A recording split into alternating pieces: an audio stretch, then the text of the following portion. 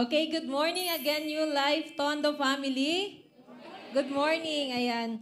Nag-practice pa naman kami ni May kagabi. Sabi namin, sabay kami tayo mag-good morning. Tapos pagdating dito na iba ng practice namin, hindi natuloy. So anyway, bakit nga ba? So, alam niyo po ba yung, pero before that, gusto ko muna, again, pasalamatan pa rin si Pastor Herbie. Una, ang Panginoon dahil nagtiwala sa amin. Pangalawa, si Pastor Herbie for this opportunity. And also sa lahat ng leaders, pastorals, pastors, and sa lahat ng workers, and to all of you, maraming salamat. Pwede po palakpakan nyo rin ang inyong mga sarili.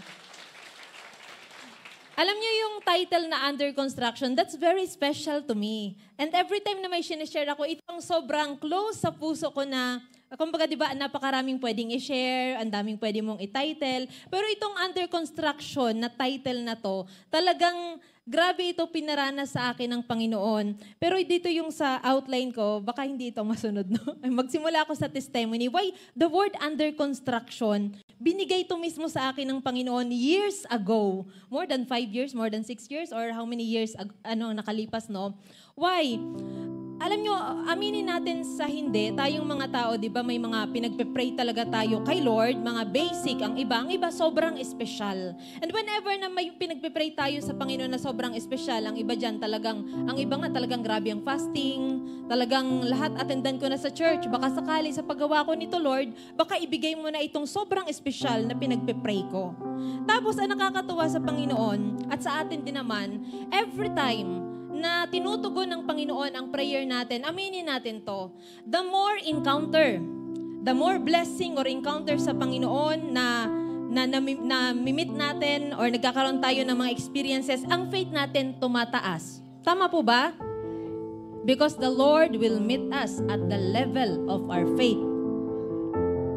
Ngayon, nung panahon po yun, dahil nga sa very excited ako, talagang kilalang-kilala tayo ng Panginoon, no? Alam ni Lord kung kailan tayo magyayabang. Alam ni Lord kung ano ang temperature natin. Alam ni Lord kung kailan tayo malalayo sa Kanya. Kumbaga, yung hidden agenda ng tao, kay Lord hindi hidden. Walang hidden agenda kay Lord. May word sa mundo na hidden agenda, pero sa Panginoon, naked yan. Hindi ka pwedeng mag-hidden sa Panginoon. So ngayon, I have experience kasi na napakarami. I mean, the Lord allowed me, and even in our business, especially ako, maraming encounter talaga. Mga supernatural. It's not that. I mean, if I need money, Lord, walang pera. I mean, not only in money, even in health, we have a supernatural encounter, and I praise God for that. Ngayon, dahil sa nagkakaroon kami ng encounter, yung faith ko naman, pataas ng pataas. Lagi ako, ito, personal ko po ito, panay-declare, magde-declare ako, Lord, I like that, and the Lord will give. Ganun, parang alam niyo, parang paborito ni Lord. Hindi naman, wala naman si Lord paborito, pero feel ko talaga ang pagiging baby ko kay Lord. Na parang, Lord, gusto ko ito, ibibigay ng Panginoon. That's my encounter nung time na yon. Pero dahil sa dami ng encounter ko, ang faith ko at ang pangarap ko, mas tumaas ng tumaas. So, walang masamang mangarap. And I always encourage people, mangarap ng mangarap ka. But make sure, pag nangarap kasama ang Diyos, wag kang mangarap mag-isa. That's dangerous. Ulitin ko, that's dangerous. Ngayon, dahil, for example, Lord, gusto namin, Lord, ganito pang ginagawa namin, naglilista kami niyan. Gusto namin, Lord, ng sasakyan, ng bahay. Ito, Lord, ang mga country na gusto namin puntahan. And alam niyo, yung mga linista namin noon, halos lahat yon tinugon ni Lord. Nung tiningnan namin ang listahan namin, hala, nag-checklist kami. Pero may listahan kami doon na nakalagay muna. Kumbaga dapat step by step. Na, Lord, pag binigyan mo na kami nito, ito, Lord, ang mga needs namin. Tapos, ang nakalagay doon, naalala namin, ang request namin, Lord, kailangan talaga namin ng warehouse. Warehouse, wala muna yung resort, wala muna yung bahay, kahit wala muna, Lord, ng bahay. Warehouse, Lord, kasi kailangan namin, Lord, sa business. Ito naman sa Lord, napakatapat talaga. Can you imagine? I don't want you to focus on material things. I want you to focus, at the end of this, kung gaano kabuti ang Panginoon. Kung gaano katapat siya. And not on the material things. Ngayon, ang Panginoon naman, for example, Lord, kailangan namin ng property. In just 7 days, the Lord will provide pera pang cash ng property. That's what we have experienced. Lord, gusto namin, Lord, ng sasakyan kahit, Lord, second hand lang. Sasabihin ng Panginoon, i-practice mo itong second hand. After nyan, brand nyo na kayo. Sagot ko lahat. Hindi kayo mo problema pang gasolina, pang maintenance, ganun ang Panginoon. Kasi if it is God's will, it is God's bill. But if it is your will, it is your bill. Diba? Sasabihin mo, Lord, kumuha ako, Lord, ng sasakyan, Lord. Sasabihin, Lord, bakit pinakuha ba kita? Ikaw may gusto niyan, hindi ako. Nag-una-una ka, bida-bida ka. God is so sweet. So anyway, so dahil doon, again, ang hingin namin kay Lord Warehouse, eto na. Binigyan kami ng lupa, kasyon, whatsoever. I mean, every material thing na hiningi namin, hindi nagkulang sa amin ng Panginoon. Eto na si Belle. Si Ate Belle, bida-bida. Nagbida-bida. And minsan kasi akala natin, ang Diyos pa ang sinusundan natin, yun pala minsan pinapangunahan natin ang Panginoon. Akala mo, Lord, I'm obeying you, I'm following you, sasabihin sa'yo ng Panginoon, anak, nanguna ka na, gusto mo na ako pasunurin. Sa gusto mo, hindi sa gusto ko. Tama, may ganun tayo na moment. Ngayon, eto na, nung binigyan kami, Lord, ng pera, may lupa na. Lord, warehouse, eto na, nag-meet na kami ng architect, blah, blah, blah. Alam niyo, pagdating sa architect, ang sinabi ko, gusto ko ng private resort. Sabi ni May sa akin, Bel, wala yan sa usapan natin. Kailangan natin ng warehouse. Yan yung urgent. Sabi ko, no. Sabi ko, we have a big God. Di ba? May mga ganun pa ako. We must dream big. Tapos ang tingin ko kay May, kontrabida. Ganun ang tingin ko sa kanya. Sabi ko, napakababa ng faith nito. May ganun-ganun ako, di ba? Judgmental agad. Judge, naman nagiging, sabi ko, ang baba ng faith nito. Ginaganon ko si May. Pero si May pala is sobrang blessing. Si Lord pala is speaking already through May. Ang tigas lang ng ulo ko. Sobrang tigas ng ulo ko. And the more nga, kasi nga, ang encounter nga, so ang faith ko, pataas ng pataas.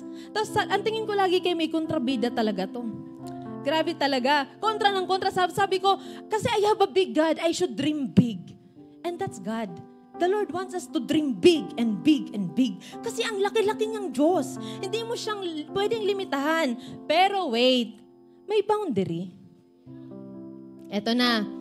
Ito na, sa madaling salita, natuloy ang gusto ko. Walang makakapigil sa akin. Naunahin hindi, gusto ko talaga na ganito. Ito yung gusto ko na ipagawa. Madaling salita, naging mas malaki siya, naging mas magastos siya, naging mas malaki ang budget. At kahit ang pera namin noon, kailangan pang parol namin sa business. Wala akong pakialam kasi sabi ko, hindi, I know that the Lord will provide. Kasi ganun na yung faith ko. Yung parang kahit wala pa akong pera, kasi nga sa mga encounter, I know that my God will provide. Kahit na ilang milyon-milyon pa yan. Ganun yung ko na, ito na. Siguro nakita ng Panginoon sa akin na delikado to si Belle. Kasi alam na yung Diyos, totoo to ha, pag pinatapos yung gusto ko, ang susunod na i-dream ko kahit walang pera, building na talaga. Baka hotel pa, ambisyosa. Ambisyosa, di ba? Eto na. Di nag-start kami ng construction na tuloy, kompleto, bayad ng architect, everything. Nagsimula na yung construction. Kasi in just 1 week, kaya ni Lord mag-provide talaga ng kayang pangpatapos nun eh. Kung tutusin, you know what? Nung nag-start ang construction, yung provision ni Lord nag-stop. Tapos na. Okay na.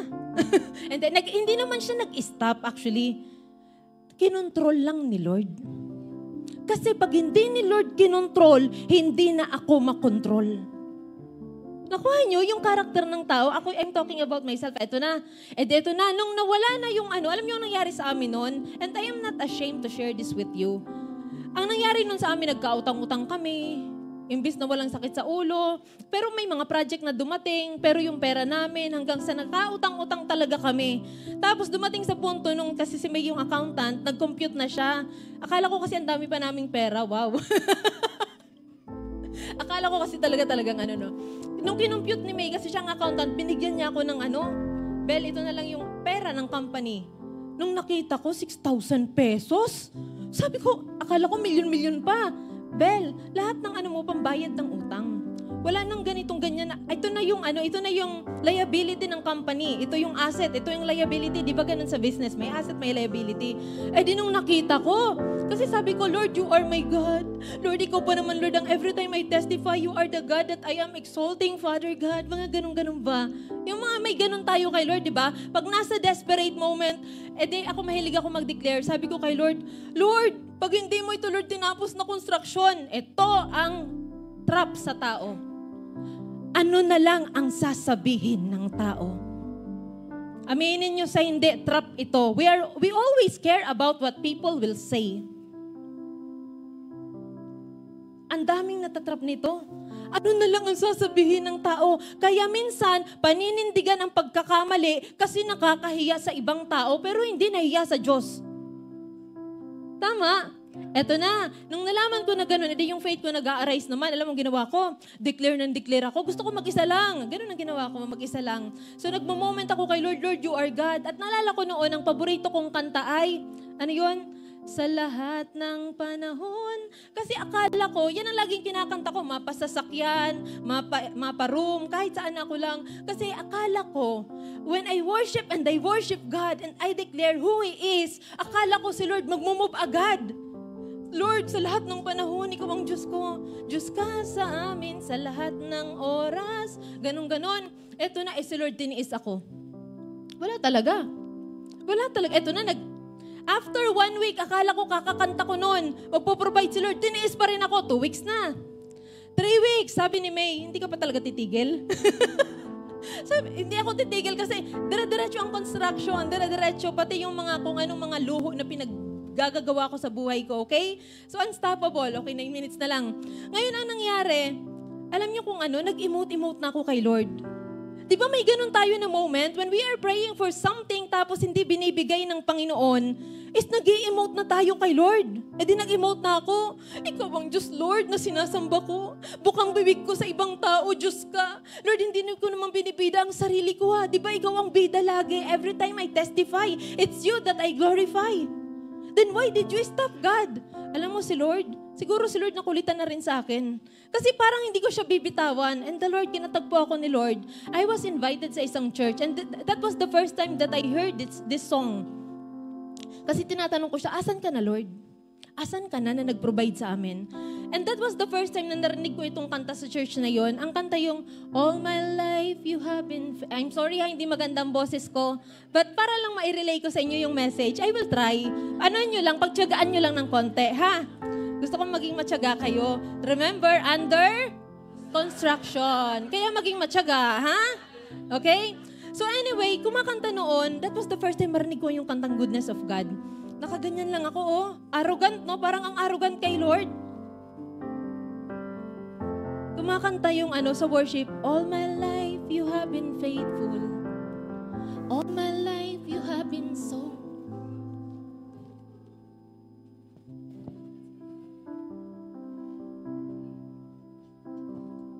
Ituloy nyo na.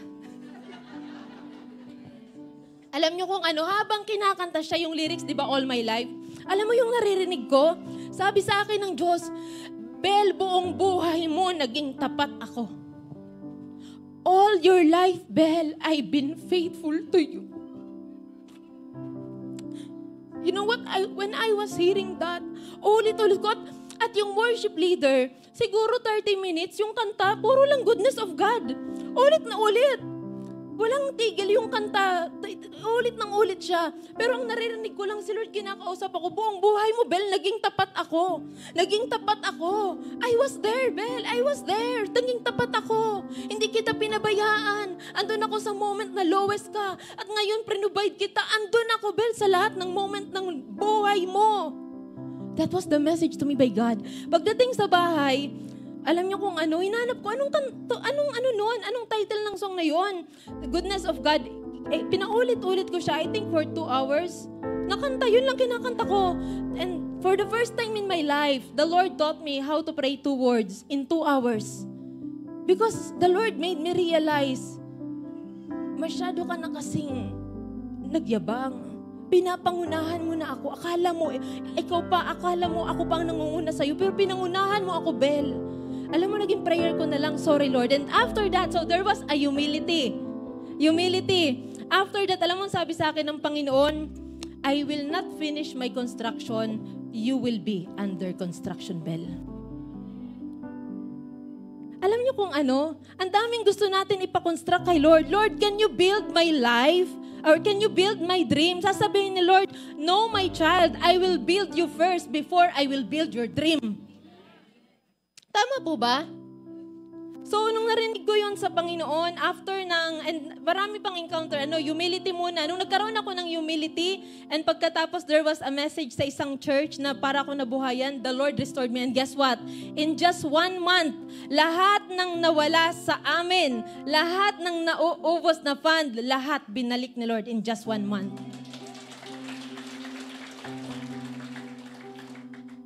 Okay, listen carefully. Bakit? Napaka-importante, no? We are under construction.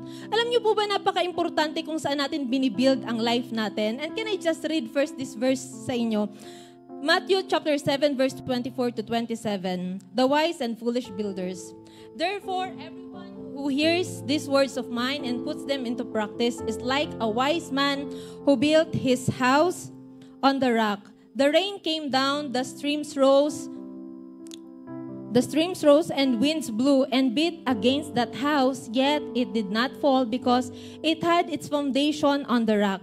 But everyone who hears these words of mine and does not put them into practice is like a foolish man who built his house on sand. The rain came down, the streams rose, and the winds blew and beat against that house, and it fell with a great crash. Alam niyo kung anong pinaka-dangerous? May dalawa na pwede tayong maging foundation, sa rock or sa sand. Pipili lang. And I want to get that kind of foundation. Sa dalawa ko lang siya gustong ikumpara. Sa world or sa Lord. Ulitin ko. Because most of the people, when we define success, sometimes iniisip natin, if you have car, you are successful. If you have house, you are successful. But what is the true definition of success? Alam niyo yung nakakatakot, yung pag binild mo ang buhay mo sa mundo. Why? If you build your life sa world, the world will mold you. And it's very dangerous. Why? Makikipagsabayan ka sa standard ng mundo. Samantalang pag sa Diyos mo, binild ang buhay mo, wala kang kailangan patunayan. You will not follow the crowd. You will follow Jesus.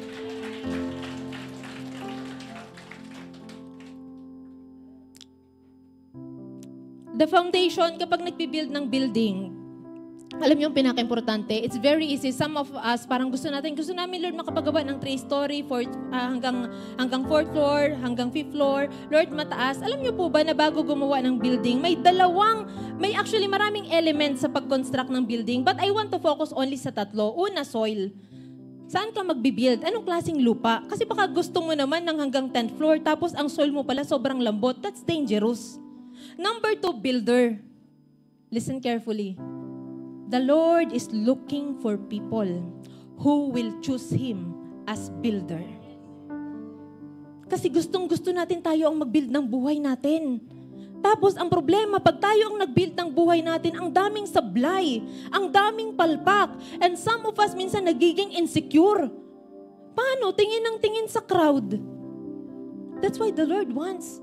Sasabihin ng Panginoon, nung sinusulat ko ito, ang word na ilalagay ko the Lord is looking for someone who will hire Him as builder. Kinurek ako ni Lord, sabi sa akin ni Lord, wag hire, because they don't need to pay me. Once you choose God as your builder, ni piso hindi sa'yo magre-require ang Panginoon. Kahit bilyonaryo ka pa, hindi yan i-require ni Lord. Why? Everything comes from Him alone. Do you get it? The reason why, alam niyo, ang na-realize ko doon sa encounter ko na yon, sabi sa akin ng Panginoon, alam mo, Bel, lahat ng nasa puso mo, tayo lahat, kaya naman ni Lord ibigay lahat talaga. Why? He is God. Lord, sana magkaroon kami ng magandang bahay. Sa Diyos, maliit na bagay, anak. Gusto ko, Lord, magkaroon ng sasakyan, anak, maliit na bagay. Kasi why? He is God. Lahat ng nakikita mo, even mga gandang bansa, siya ang may likha. Alam mo kung ano lang si Lord? Alam kasi ni Lord na pag binigay niya ang bagay na meron tayo sa puso natin, alam ni Lord ang capacity natin. I'll give you an example. Can you imagine if you are a wife, tapos nagpipray ka, Lord, pagyamanin mo naman kami, Lord, tapos may asawa ka na panay sabong? This is a reality. Tapos may asawa ka na nagda-drugs. Alam mo, sasabihin ni Lord, gustong-gusto ko ibigay sa'yo lahat ng milyon na gusto mo, Gusto ko yan ibigay sa iyo, anak. Kaso, anak, delikado ang asawa mo. Mawawasak ang pamilya mo. Because the more I provide you, lalala ang bisyo ng asawa mo. Do you get it? Look at the people who are connected to you, na affected. Na alam ni Lord na pag bless ka, mabibless din ang ibang tao. So, kinokontrol ni Lord, ito lang anak, ito muna yung kaya mo. Because whatever na hindi mo ma-manage, mawawala din yan. And the problem is, baka hindi lang mawala, baka mawasak ka pa. So kung may sobra ako pinagpapasalamat sa Panginoon na hindi lahat ng prayer ko at ginusto ng puso ko, binigay niya kaagad. Ang una niyang kinonstruct ang karakter ko. So that, anak, if maging prosperous ka na, pag sobra kang pinagpala, you will remember Deuteronomy 8:18. Remember the Lord your God, for it is He who gives you the ability to produce wealth. Kasi kung pinagbigyan ako noon ng Panginoon at lahat ng gusto natin tapos ang karakter hindi ready, baka pag may nagsabi sa atin, "Uy, ang galing naman, nagawa mo." Baka sabihin mo, "Ay, oo, ang galing ko." Nakalimutan mo na may Diyos na tumulong sa'yo. Alam niyo, hindi nakakatakot na walang pera. Pero gusto ni Lord magkapera. Hindi nakakatakot na wala ka pa ngayong sasakyan na yan lang muna ang meron ka. Hindi yan nakakatakot. Alam niyo nakakatakot? Yung pinagpala ka pero nalayo ka sa Diyos, nakakatakot yan. That's the most dangerous na mangyayari sa isang tao. Kung may i-desire tayo, Lord, can we do this as our prayer? Lord, kung pagpapalain mo ako, Panginoon, i-ready mo po, Lord, ang heart ko. And Lord, pag pinagpala mo na ako, Lord, wag mo, Lord, hayaan na malayo ako sa iyo. That should be the prayer. Why? Kung sakali dumating ang mga pagsubok, maraming challenges, those people who built their lives on the rock, alam niyo kung anong karakteristik? May pagsubok man yan, but in the midst of crisis, they will rejoice in the Lord. But those people who built their lives on the sand sa mundo, may makita lang yan na hindi nagtagumpay o may problema yan. Nako, parang gugulong-gulong na yan. Pero ikaw, na alam mo na ang foundation mo ang Panginoon, na alam mo na ang iyong success hindi nakadepende sa trabaho mo, hindi nakadepende sa negosyo mo, hindi nakadepende sa mga property mo, kahit na wala pang pera, alam mo may Diyos na tutugon sa'yo.